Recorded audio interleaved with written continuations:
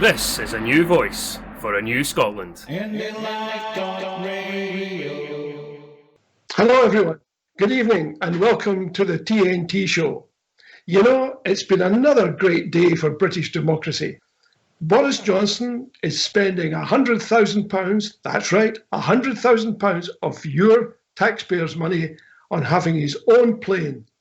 And he wants it painted with a Union Jack. Why? Well, to quote Boris, he says he doesn't like it being grey. Well, you know something, here at the TNT office, we're calling this Air Farce 1. Oh, by the way, he also wants to trade Tim Tams with Oz.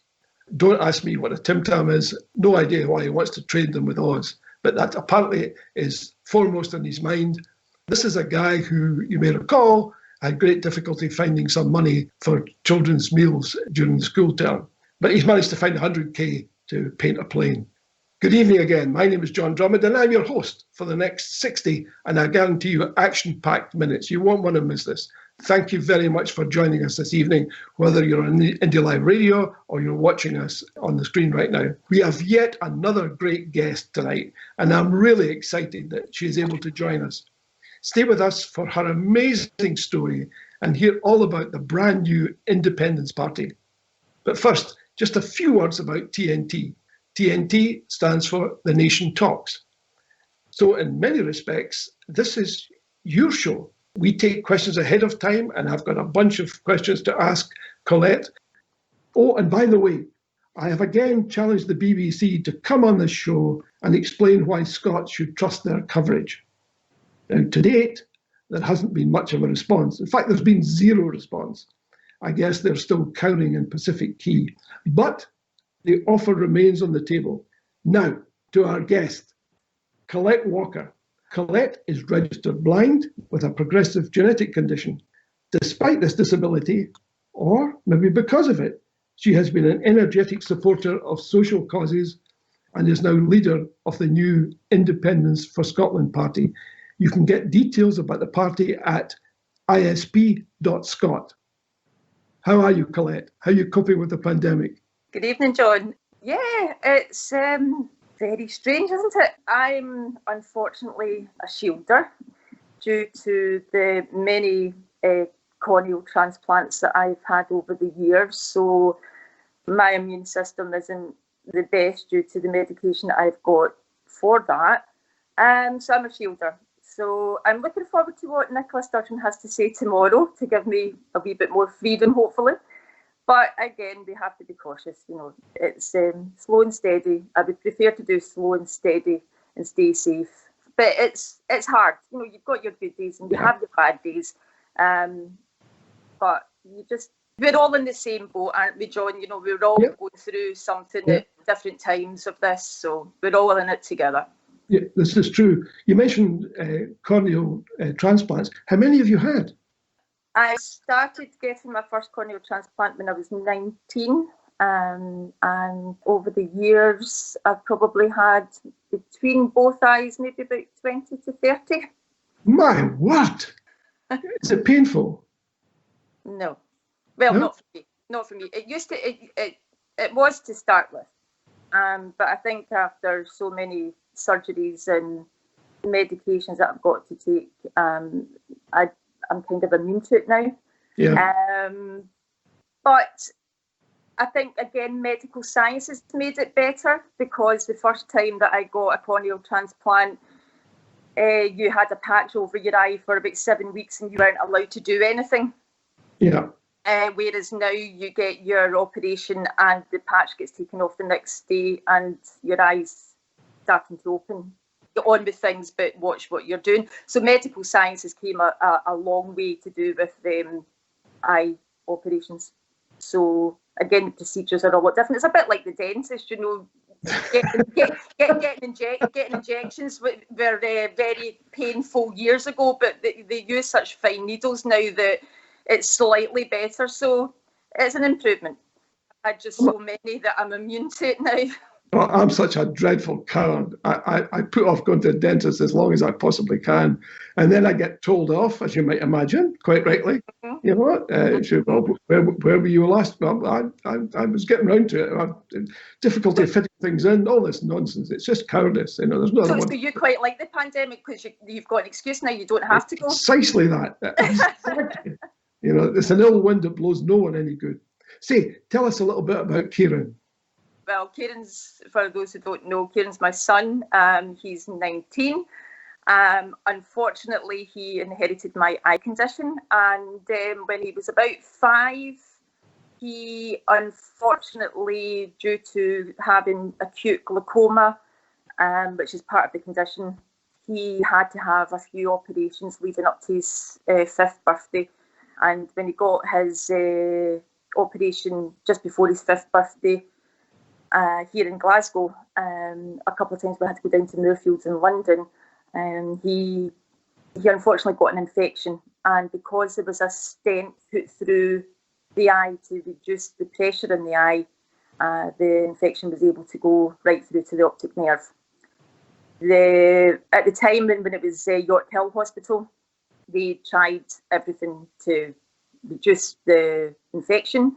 But unfortunately, just with the severity of the infection, Professor Dutton at the time, who was working there, very well-known eye surgeon, he hadn't seen such an infection as bad in 20 years of his medical career. So they tried everything, but they couldn't save the eye. So he lost his right eye when he was 5, and due to all the amount of steroids and antibiotics, it actually started to fight the left eye. He's still got his left eye, but he's got no vision in that eye whatsoever. There's nothing they can do for the left eye, unfortunately.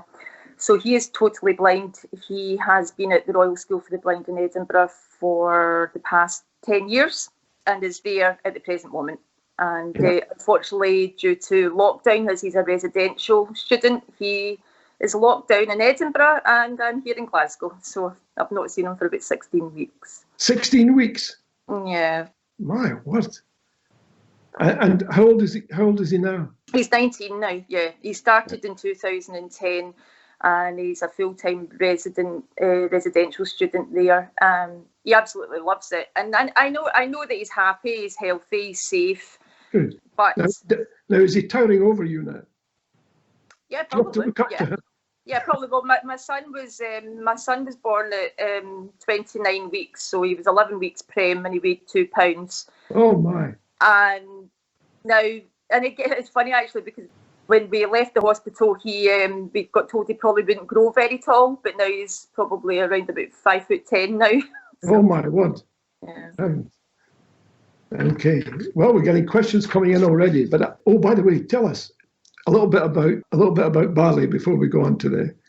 Barley. Yeah, Barley. Barley is my first and new guide dog, and I brought her home 13 and a half weeks ago. I brought her home on the Friday. The Saturday, I got told my son was going on lockdown through in Edinburgh, and then the following week we were in lockdown. So yeah, it's been quite a strange time. I've got a guide dog, but I've got nowhere really to go with her. So I take her out for the occasional wee walk that I'm allowed to do locally. But other than that, they're in the house. So yeah.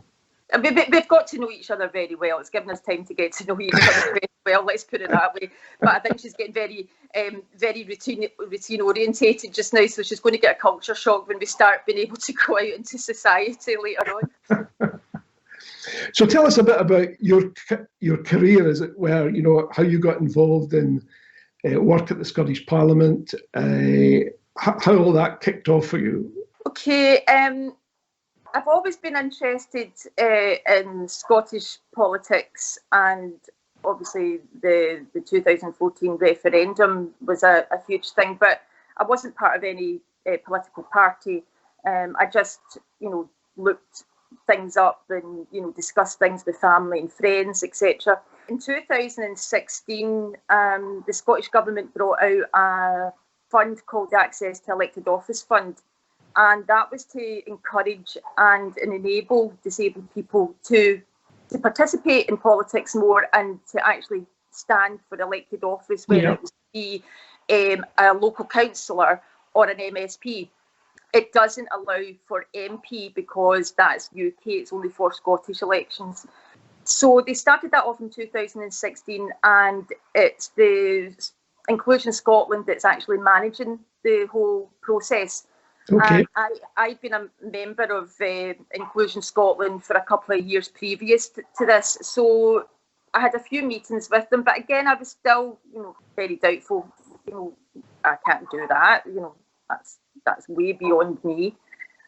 But because they knew that I'd done stuff to do with disability policy and activism and advocacy and accessibility issues, they thought that, I really should go ahead and put my name forward for it. So I thought about it. It was leading up to the local council elections in 2017, but I wasn't quite ready. But I decided to join a political party, started going to branch meetings, went out and campaigned for local councillors in my area. And then with that, I started joining quite a few cross-party groups within the Scottish Parliament, anything from cross-party for carers right through to cross-party for food and health, education and colleges. So there's a variety of ones that I've been attending for the past few years. With starting the Access to Elected Office Fund, I got to know of an organisation called Parliament Project, and that is set up to, again, encourage and motivate women to get into politics. So between having the support of Inclusion Scotland and Access to Elected Office Fund being a disabled person, but then having the support of the Parliament Project that's encouraging women to stand for politics, then it really helped, keep me motivated, and then to think, I can actually do this. I can actually do this. And I think it's actually important that a lot of women, but again, disabled people, see that somebody that they feel that represents them or they can relate to, or that they could even do it themselves. Yeah. So I think it's actually really important that you kind of push yourself out your comfort zone a wee bit, because politics it's not an easy area to get into, no matter what. But when you've got a disability, it's even harder. It's been a good experience. It's been challenging. Yeah. But and now you've got this additional challenge in that you're the leader of a new political party. How did that all come about? I know, how did all that happen? I know, I wouldn't, just a bit like the pandemic. If you said to me a year ago that I would be the leader of a political party, I wouldn't have believed you. Just like we would have thought they would never be going through a pandemic. It's like a horror movie that we're going through at the present moment. We've been talking about a regional list party for quite a while through friends and associates that I have, and then we just decided that why we just keep talking about it?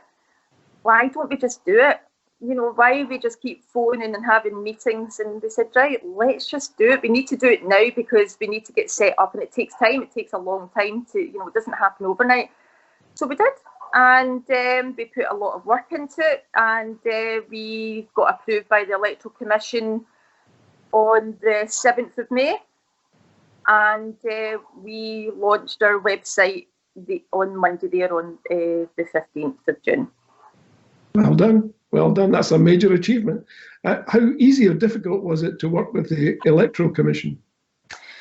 The Electoral Commission, it's a tough process to go through, and it has to be.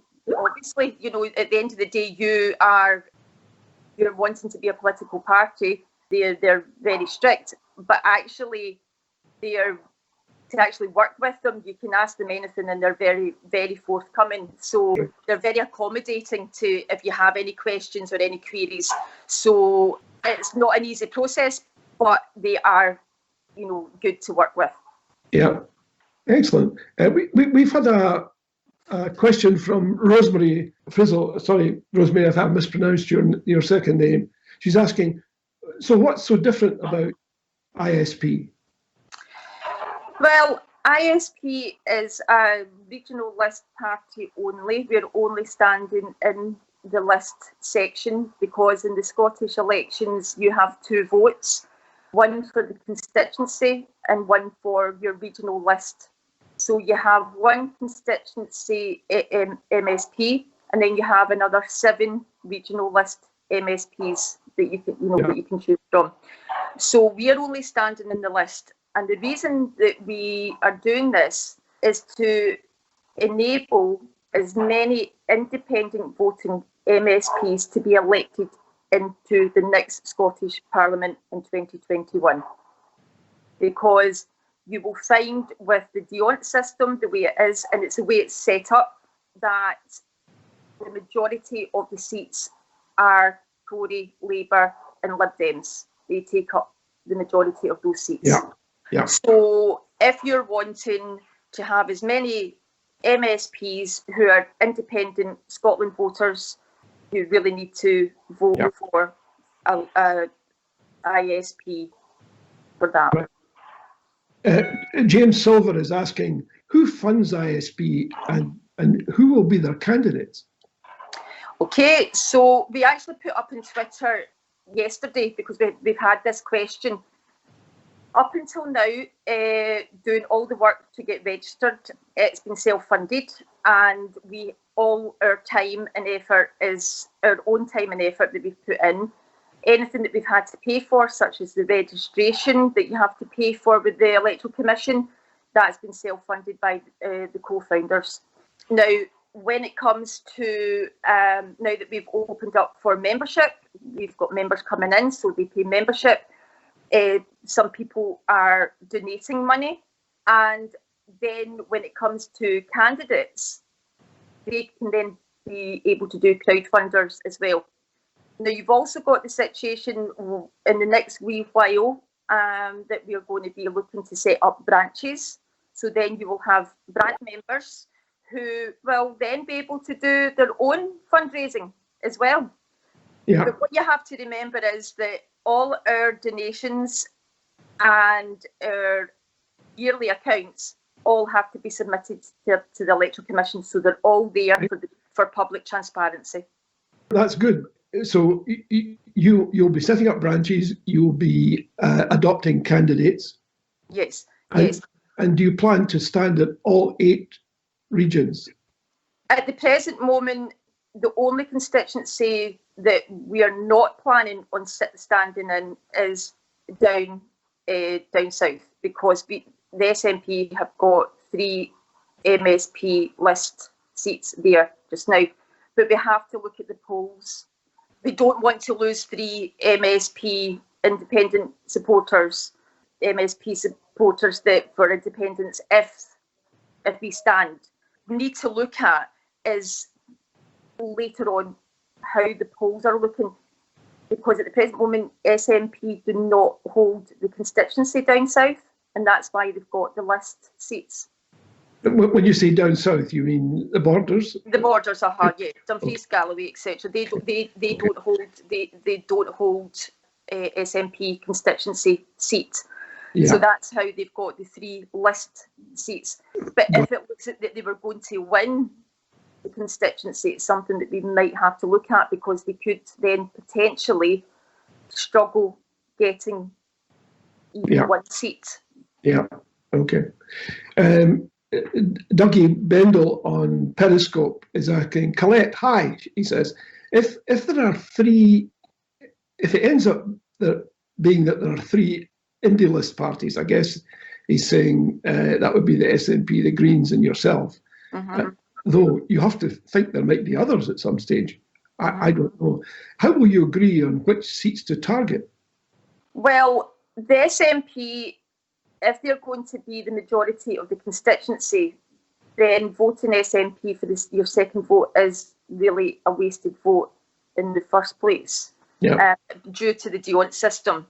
Whether the Greens are still there and we're here, I don't know what other parties might come on board or who are going to be standing. that's something that we're going to have to look into nearer the time come election time, because that's when we'll know who's standing where and what candidates are going forward. I think it's a wee bit too early right now to think about who's standing where for other parties. We just have to concentrate on what we are doing with candidates at the present moment, and then. So, how many candidates do you think you'll need? Good question. As many as we possibly can. As many as we possibly can stand. We can stand up to 12 in each region. Yeah, 12. You can stand 12 in each region. Yeah. Oh, really? And that's only for the list. And that's only for the list. Yeah, we're not standing in constituency. Yeah. We're not standing in constituency. So your plan is to give SNP a completely free run at the constituency seats, and to only contest a number of list seats, possibly all of them, but possibly all of them. But we, as I said, we really have to consider how the polls are looking nearer election time nearer time for putting candidates forward. How the polls are looking for the south of Scotland. Yeah.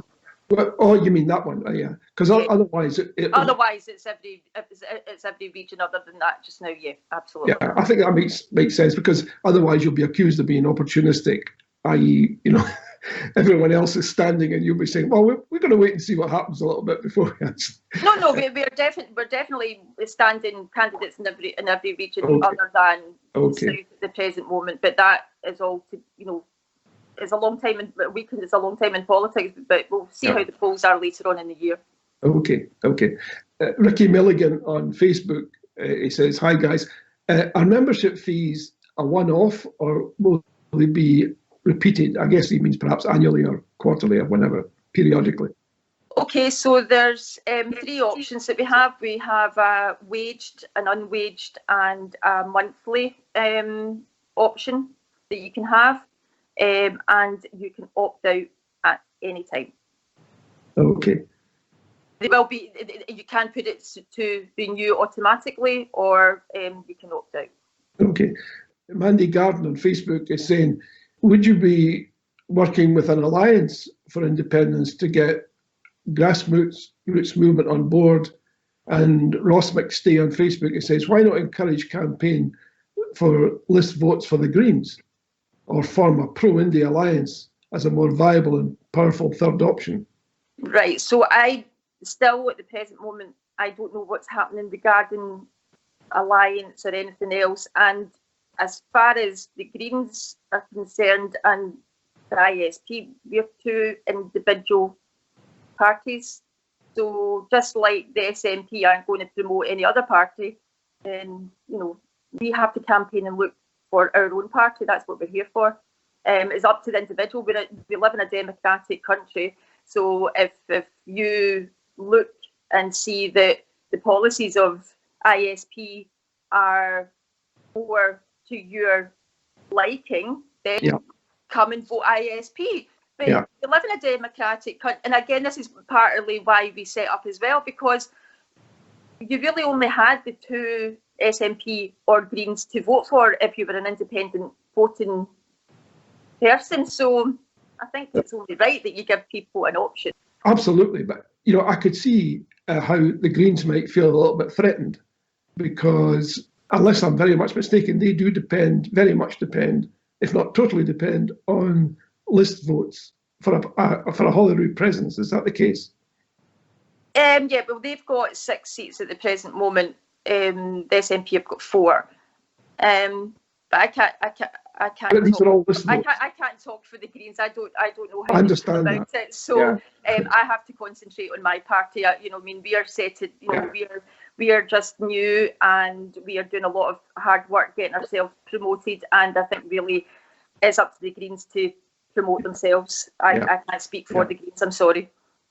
Yeah, well, it's a question that's bound to crop up. I suspect the media and others will probably want to pursue it as well, because you've not only got the Greens, you've got SSP and you've got Solidarity, and you would all be vying for the same meal, as it were, you'd But all that's part of an election and an election campaign. You know that it happens with all parties. You're all wanting to win a seat and get as many of your candidates elected as possible. So we're no different. We want people to have a choice and not have to lend another party their vote just because they're an independent supporting party. Yeah, we've got slightly different policies to the other parties, so if you like them, then it's something that they can choose.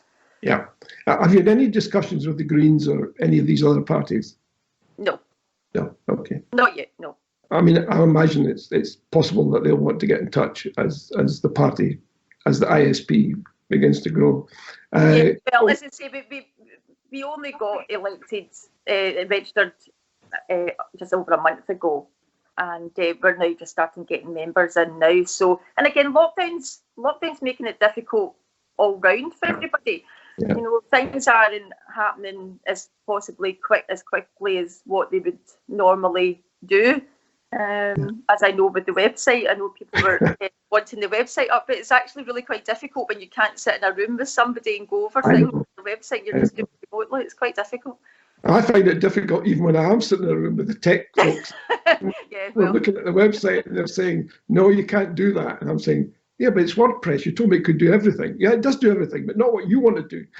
Exactly. It's a minefield. Yeah. Anyway, but I had a quick look at your website. Yep. And I was struck by the fact that all the office bearers are women. Is that by design or is that accidental? No, it's not by design. But I laugh when people say that it's all women. Why shouldn't it be all women? There are men involved within the party. It's just that the co-founders at that time were women. But there are men involved. But I think it's actually a very positive thing. I think it's a good thing that women have have dedicated their time and their energy to coming in to set up a party and putting themselves forward, because it's not an easy thing to do.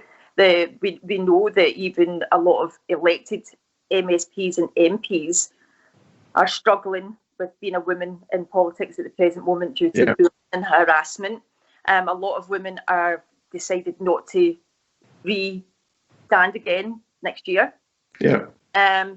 So I think it's a really positive thing, and we do need more women in politics, because we are still not, when you look at whether it's Westminster or Holyrood, it's still not a fair share of women that are there. And again, with myself having a disability, there isn't as many people there to represent a minority group there either. That people who, are out there, policies are getting made for them, but not by people who have the everyday experience of why or how those policies should be made, and how they were going to help that particular person overall in their life. It's just like when the Tories changed the DLA to PIP.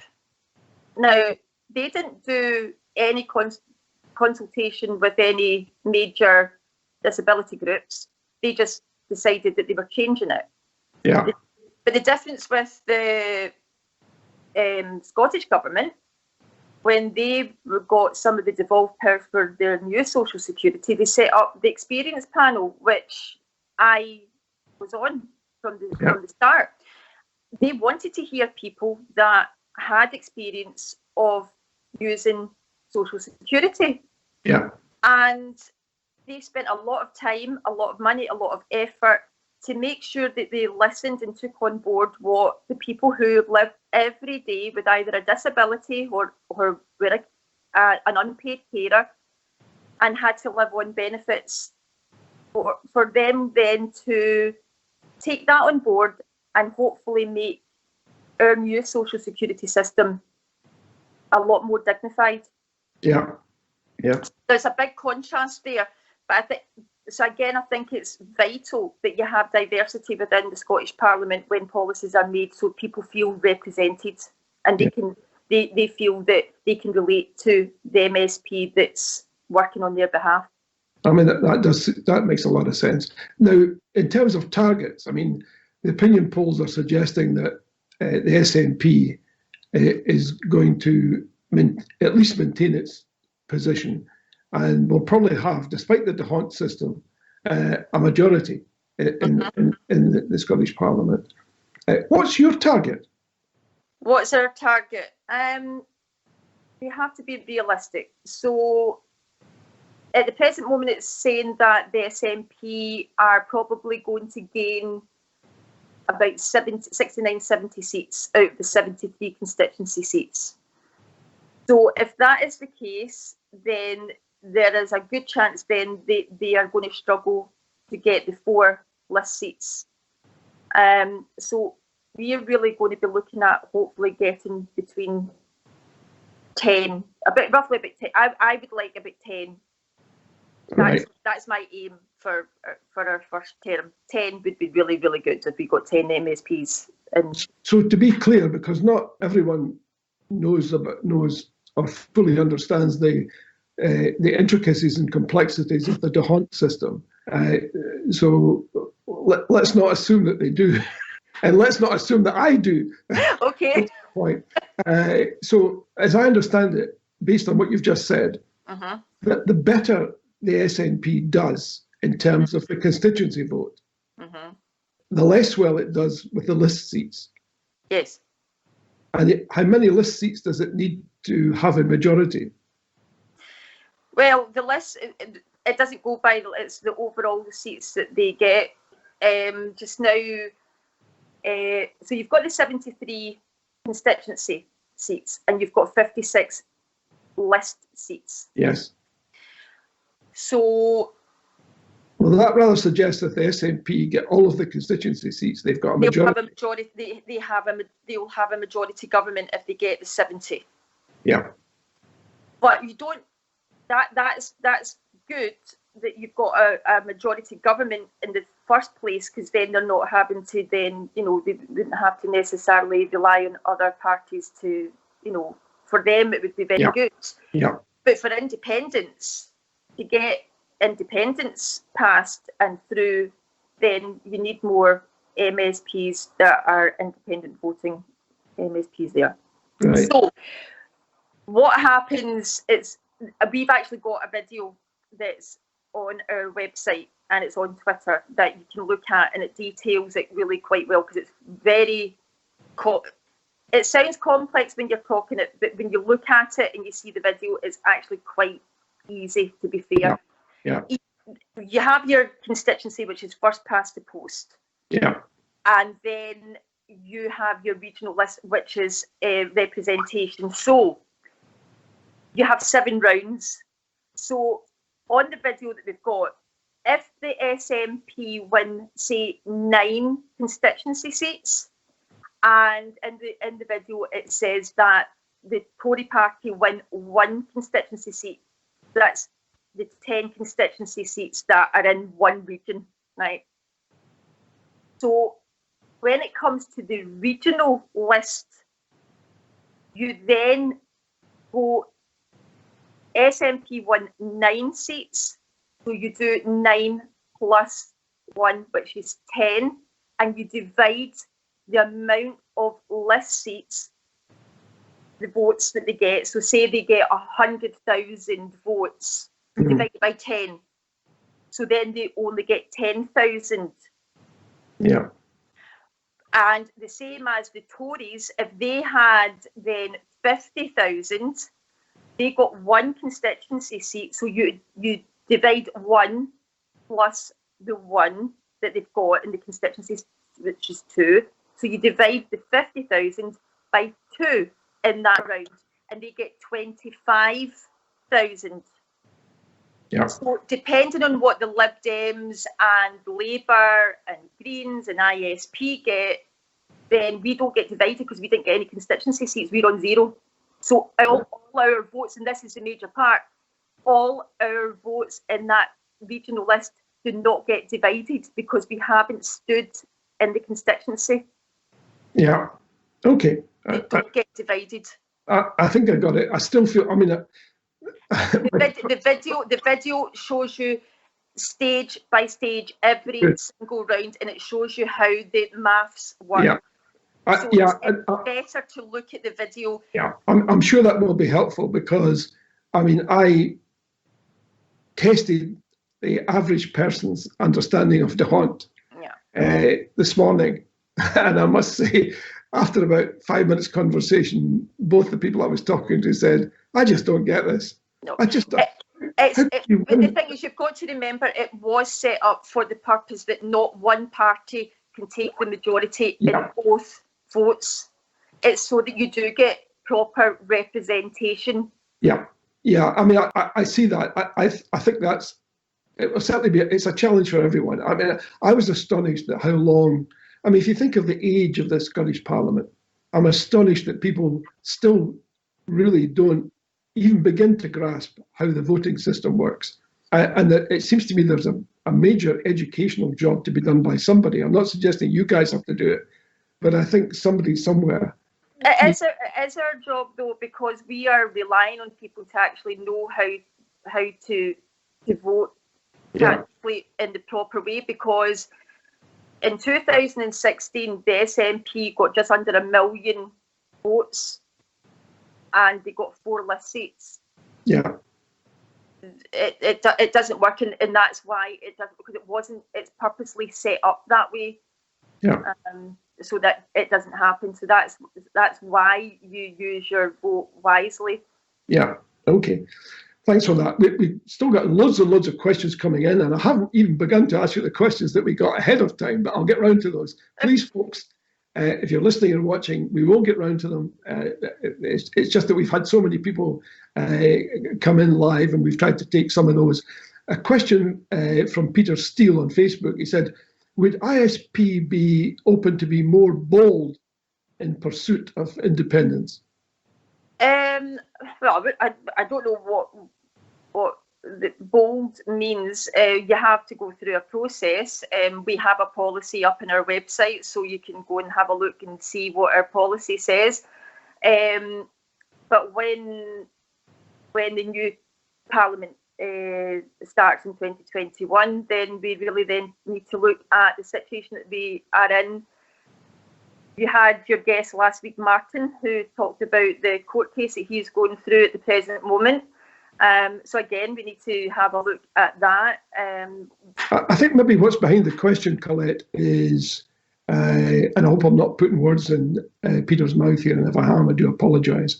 He's maybe saying, I haven't looked closely enough at your policy, but are you saying that, like the SNP, you are comfortable to wait until a Section 30 is provided by Boris Johnson?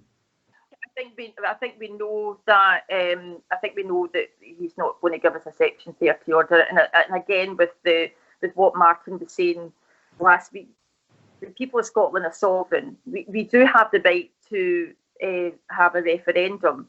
So really, what we are going to be looking at is at the earliest possible time is to get a bill put through that we have a referendum with the question, should Scotland be an independent country?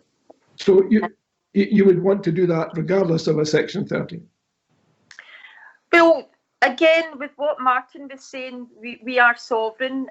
He's going through the court case. Hopefully, we will have more clarity where we stand legally. And again, as he said, we need to be seen to be going down every democratic route to get global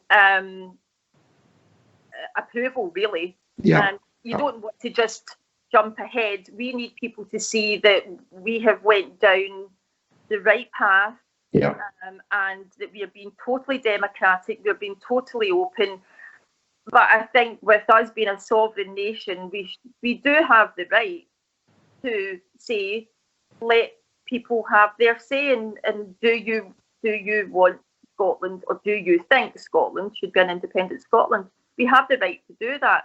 But it will be very interesting to see later on in the year how Martin's court case is coming on. That will be very interesting, and I think that will have a lot of influence on what happens in the next term of Parliament. I would agree with that. Not just because he was such a fantastic guest, but his views were I thought very convincing, and they stacked up with the best constitutional theory.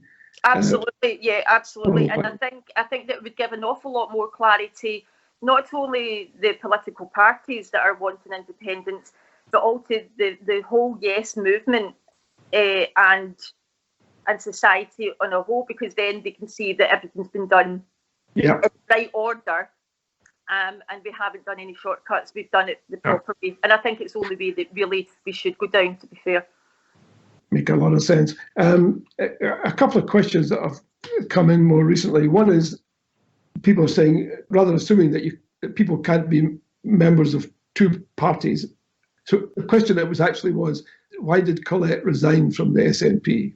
Why did I resign from the SNP? First of all, no, you can't be a member of two political parties. That's a conflict of interest. In the Scottish election, yes, you can vote for two different parties, because a lot of people would vote normally SNP and Greens in the past. Why did I resign? There was a lot going on within the party that I wasn't happy with, and I just didn't feel that I could continue on with the party, and I just wanted to move on. And I don't really want to go into the gist of everything that went on within the party with myself, but there was a lot of bullying, and I just didn't feel that I could continue with the SNP, which is very unfortunate, because I was totally dedicated to the SNP and the independent movement, but it just didn't work out. But we're here today, and we're moving forward, and we're progressing. And well, as you said, you can't be a member of two. No, you can't be a member of. No. But as I say, you can't constantly. You have to think about what's best for you. And there was just a few things that I could not continue with the party. So I left, and then we have now set up the ISP. Okay. Here's a question. Thank you for that. Somebody's raising what they call a practical point, and it is a serious practical point. They say loads of yesers campaigning will be telling voters SNP 1 and 2, while others will be saying SNP plus ISP. And the questioner is saying, I can't see that going well. Plus, it's almost impossible to sell the ISP without a bit of SNP bad. And then you round up telling people to vote SNP on the constituency vote. He says, I find this confusing. Right, we've never said SNP bad. That's just not the case. So I don't know where that came from. We will. Well, I think maybe what he's saying, he's not saying you're saying SNP bad. He said people who hear the message will wonder why. Because as we discussed earlier, there's a whole bunch of folks out there who haven't the slightest idea how the DeHunt system works. Not even an iota of an understanding. And I'm not being in any way pejorative now. It's a fact. It seems to be the case. And therefore, what will be happening now, perhaps, or next year rather, is that people will be hearing a message that says SNP constituency ISP list. And immediately say, well, why? Now, it makes abundant sense to you, but it might be, this questioner is saying, it might be a confusing message to some of the electorate. Okay, so SNP are the main political party that are there for independence. So they've been the main contender always. Up until now, you've had Greens and you've had SSP. You've sometimes had Rise. So you've always had some smaller political parties that are independent voting in standing as well. We had SSP that had a couple of MSPs elected. It's got nothing to do with SNP bad. We want SNP to get the constituency votes, and we're wanting to get the list votes because we don't have them. We've not had a majority of unionist constituency seats for a very long time in the Scottish Parliament. So we want the SNP to continue getting the constituency seats, because they're the main independent party. Yeah. But we need to have a diversity of other voices and opinions on independence to basically get independence moving again, get the campaign going, and we need more MSPs there instead of having Lib Dems, Tories and Labour in the list seats, because they're just to constantly block it. I know there must be a lot of people watching and listening to this thinking, gracious, I can think of a whole bunch of MSPs that would be we'd be better off in the Labour and Tory ranks. I won't name any names that have been suggested, but somebody has, and it's an interesting point, this, they're saying that they're concerned about the material that's available online, which says, what's this list vote thing people are talking about? If you want more information, contact. And it says exactly what you said. But what they're saying is that framing this as one more independent party will help, while aggregating the unionist vote is misinformation. I think these are all kind of the same type of questions, but just formed in a slightly different way. If they look on our website, there's a blog on the website that tells you the whole system of the deont system and about why we need the list parties. These are all just kind of the same type of questions. So until you really look at the whole deont system, and you look at as I say, there's the video there to look at the actual process of how the votes are divided and allocated to a seat, then that would really help if they looked at the blog and the video.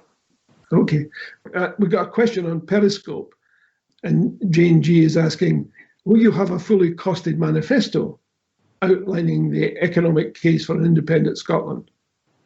Yes, every political party brings out a manifesto at election time, so that's exactly what we'll be doing. And I assume it'll be based on what's on the website presently. Yes. Okay. So, in what ways do your policies differ from the SNP? I don't want to be seen as SNP 2, like some people have said. We have got our own visions, such as, I've been always a big believer in a better education system, especially for ASN and sensory impaired, especially further education, because it's not exactly ideal at the present moment. So there's things there that we would like to look at it with a fresher outlook, and how to change it and maybe reform things. And again, it's something that I've been looking at for a very long time is social care. And I think with the pandemic, it has showed the major flaws that is within the social care system. Yeah. And you have to remember that social care, when people say social care, they automatically think of older people. Yeah. So social care can start from when you're a baby right up until death. So it's a vast policy that has to be looked at, but there's so many people that are involved in social care, whether it's the person themselves or their family and friends and their unpaid carers, right through to care homes at the very end, and then there's all the staff. And again, it's something that we really have to look at, is giving paid carers, because they are professional people. It's a hard job, it's not an easy job, but they don't get paid well enough. People in care homes, people that come into people's houses to do in-house care, they're there to do a very, very professional job. It's a specific job, and it's something that, especially now that we have got an older generation, people are living longer. Our population of disabled people is between 20 and 25%. There's a lot of people that need social care for one form or another, but we need to look at the overall package but we also need to look at the employment of social workers and social care providers, because it's not a job that people are wanting to go into because it's not very well paid. Yeah. So that's a huge, big policy that I'm passionate about, as well as education. Yeah. So there's things there that we are just going to be looking at from our own personal lives and what we feel that could be better enhanced or reformed. Yeah. Cool. Well, we've had thanks for that. Charles Marshall on Facebook has said, as a member of the SNP, I would say it's the best thing to happen for Scotland at this time. And he says he hopes it's going to work out. So you've got. I'm glad to hear that. I'm really glad to hear that. That's good. That's good. But it raises an obvious point. Have you had any discussions with the SNP? No, not yet. No. Would you welcome any discussions? We're willing to talk to anybody, but again, we're only a month old, so it's very early days. Again, it just depends on what the strategy of the SNP is going to be. If they're just going to then continue saying to their members, vote SNP 1 and 2. It really just depends. But yeah, I'm happy to talk to any political party about the upcoming election. That's what we're here for. We're totally transparent in what we're wanting to do. We're here for a major purpose and to hopefully get Scotland independent. But we also have ideas on our own policies that we want to hopefully get past Parliament as well. Cool. There's been a raft of questions coming in, and a lot of them are focused about the relationship with the SNP, as you might well imagine, because people are interested in that. Because I guess partly because they don't maybe the DeHunt system still hasn't been fully understood. And I suspect people can't make up their minds whether they ought to be cheering you from the sidelines or hissing and booing. And I think there's a bit of that going on, I expect. And mind you, as you say, you've only been up and running since the 9th of May, and the website's only been up, this week? Is that right? It went up on Monday, What's been your sense of the initial reaction now that it's all gone public? It's actually been very positive, to be fair. Actually, very positive.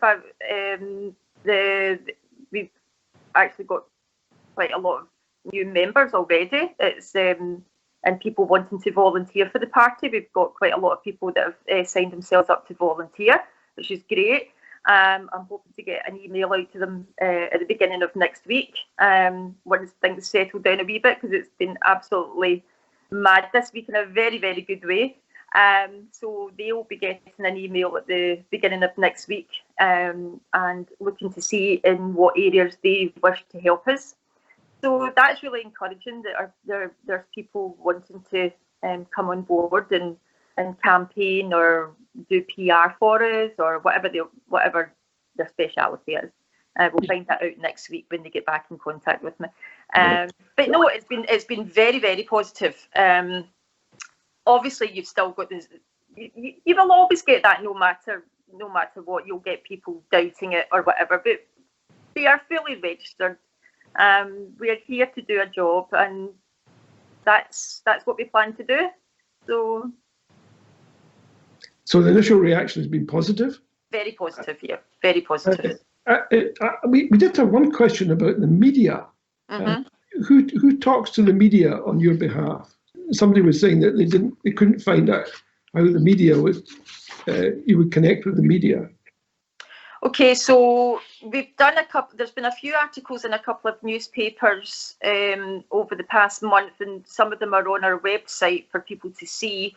Yeah. I speak to a few journalists, and then we've got a couple of people that are part of the team that are doing the PR side of things as well. So it's just a combination of who can do what and when, really.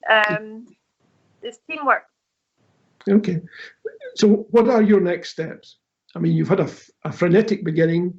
You've done all this work through the Electoral Commission. I mean, it's all very impressive. But then people look to see what you're planning over the next period of time. So what are your next steps? Okay, so now that we've got members coming in, we will be, as I said, we will be looking to bring on board some more volunteers to help us with the workload.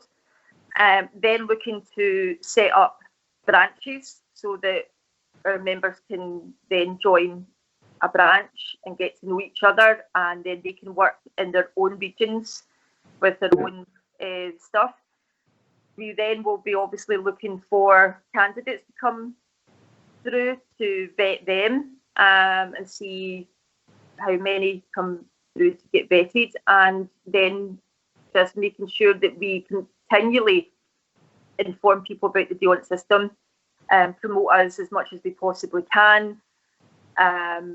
Just now it's a wee bit more difficult because of lockdown, so we're really relying on social media and people to spread the word via social media, because we can't go out chapping on doors at the present moment. So, and I don't know when we're going to be. That would not be a good idea. No.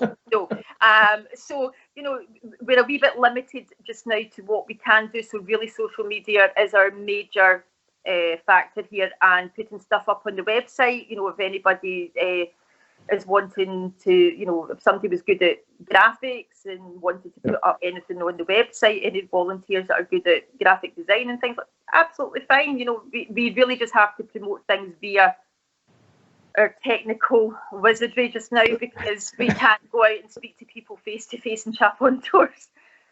Collette, we're coming to an end. You've been a great guest, and hopefully people have found what you were saying informative. Is there any, in a sentence, any message you would like to sum up with? Just for people to understand the voting system, get to know the voting system, understand that if you want as many MSPs that vote for Scottish independence, you really have to vote for SNP and ISP too, and get as many MSPs in the list seats as possible. But look at the website, look at Twitter, all the information's there for you. Okay, well, that's the message, folks. Sorry, our time is almost up. A big thanks to Collette. If you take into account the challenges that Collette has overcome, it behoves us all to go out there and convince people to support independence. There's a lesson there for all of us.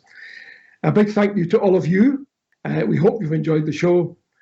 We again have a formidable list of guests coming up. And next week, the renowned author Billy Kay will be joining us at 7 p.m. next Wednesday. Please don't miss it. In the meantime, look out for my Constitution column in the Sunday National this weekend, where I shall be posing this question. Who said the following? More and more, the House of Commons tends to become a putrid mass of corruption, a quagmire of sordid madness, a conglomeration of mercenary, spiritless hacks, dead alike to honour and self-respect. Who do you think said that?